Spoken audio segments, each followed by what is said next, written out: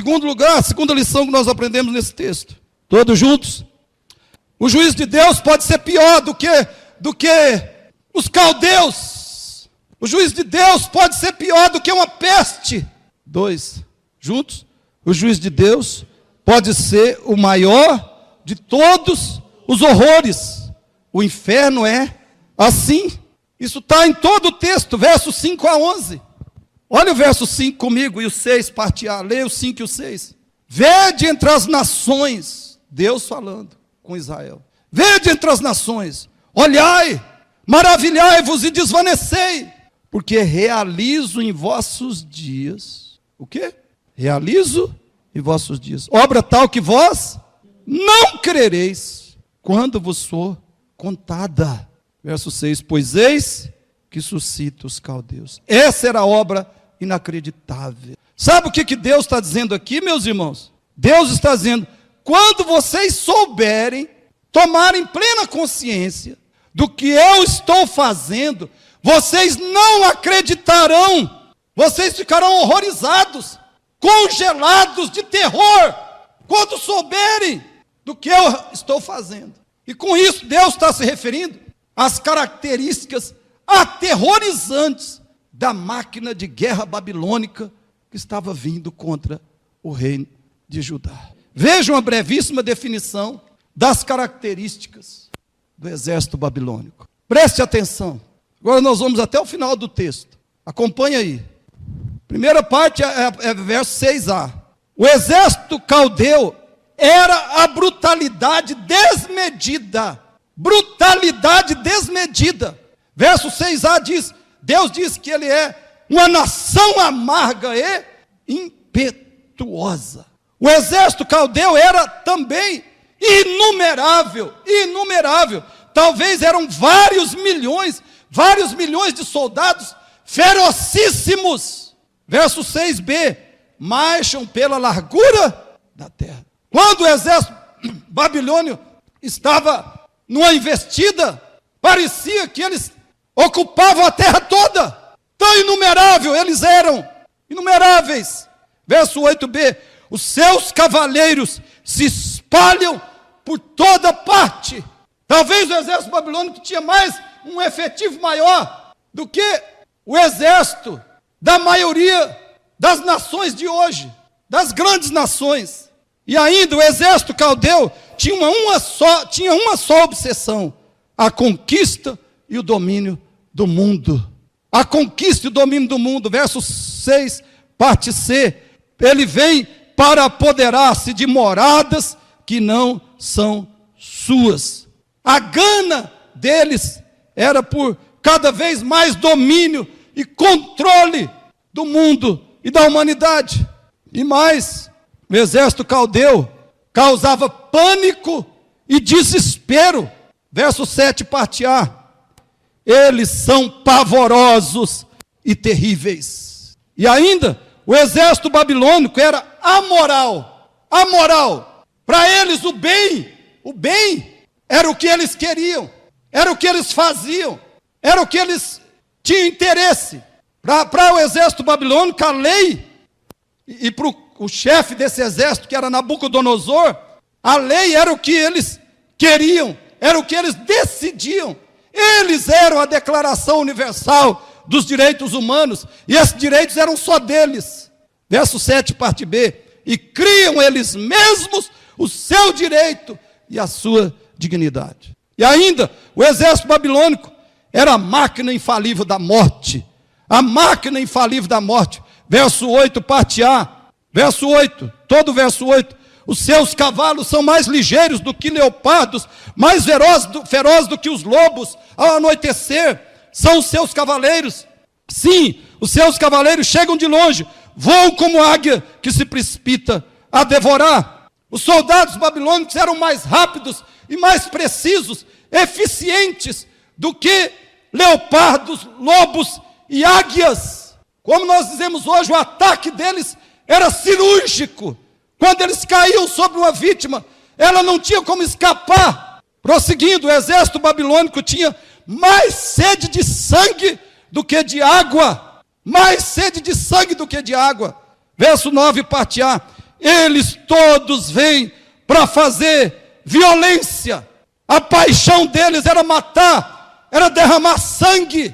E mais, o exército babilônico só conhecia um lema: avançar sempre, parar, recuar. Eram palavras que não estavam no vocabulário deles.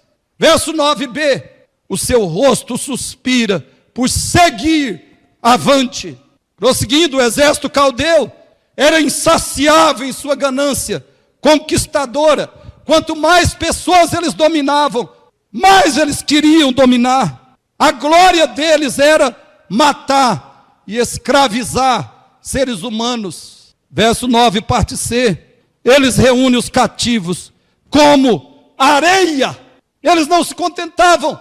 Quanto mais cativos, mais eles ansiavam. E mais, o exército caldeu não conhecia adversário militar. Hoje, se os Estados Unidos quisessem conquistar e dominar o mundo, talvez ele seria parado pela Rússia e a China juntos. Mas a superpotência caldeia era irresistível. Não tinha páreo para eles. Verso 10, parte A. Eles escarnecem dos reis, os príncipes são objeto do seu riso. Continuando, o exército caldeu não conhecia barreira material. Verso 10a. Riem-se de todas as fortalezas, porque amontoando terra as tomam. Quase toda cidade dos tempos bíblicos construía uma muralha no seu entorno. Se protegia construindo uma muralha no seu entorno. Mas para a potência babilônica, não fazia diferença o quanto a muralha fosse forte ou alta.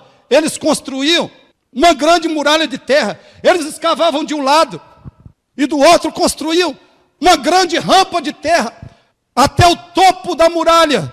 E dali invadiam a cidade. E uma vez a cidade invadida, a barbárie começava. Eles assassinavam homens, mulheres, crianças, escravizavam quem lhes interessava, aprisionavam quem lhes interessava, saqueavam tudo e depois queimavam o que sobrasse. E ainda o exército caldeu era frenético, absolutamente insaciável, incansável, irresistível. Verso 11, parte A. Então passam como passa o vento e seguem. Quem pode deter o vento? Aonde ele quer ir, ele vai. Onde o vento quer ir, ele vai. E finalmente, queridos, o exército babilônico tinha um Deus supremo, o seu próprio poder. O seu próprio poder.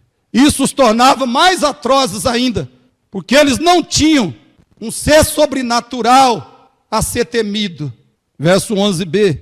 Estes cujo poder é o seu Deus. Querido, leia Lamentações do profeta Jeremias na Bíblia.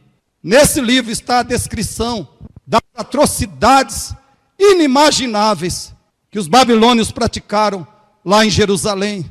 Esse povo era tão impiedoso que o Império Babilônico é um tipo do reino do anticristo, do qual a Bíblia fala. Você já ouviu a expressão inferno na terra? Pois é, a máquina babilônica era uma amostra, só uma amostra do que é o verdadeiro inferno eterno. Esse verdadeiro inferno está preparado, diz a palavra de Deus, para aqueles que rejeitam o Deus da aliança e a aliança da graça de Deus. Isso porque Deus só pode salvar pecadores com base e por meio da aliança. É isso que nós vemos, por exemplo, em Hebreus 8:10. Leia comigo esse texto. Todos juntos? Porque esta é a aliança que firmarei com a casa de Israel depois daqueles dias, diz o Senhor. Na sua mente imprimirei as minhas leis, também sobre o seu coração as inscreverei. E eu serei o seu Deus, e eles serão o meu povo. Deus salva somente através de aliança. E é por isso que ele está dizendo, porque esta é a aliança que firmarei com a casa de Israel. Depois daqueles dias, diz o Senhor, na sua mente imprimirei as minhas leis, também sobre o seu coração as inscreverei. E eu serei o seu Deus, e eles serão o meu povo. Querido, a sua vida prática revela A aliança da graça impressa no seu coração. Cada dia, qual é a sua grande preocupação?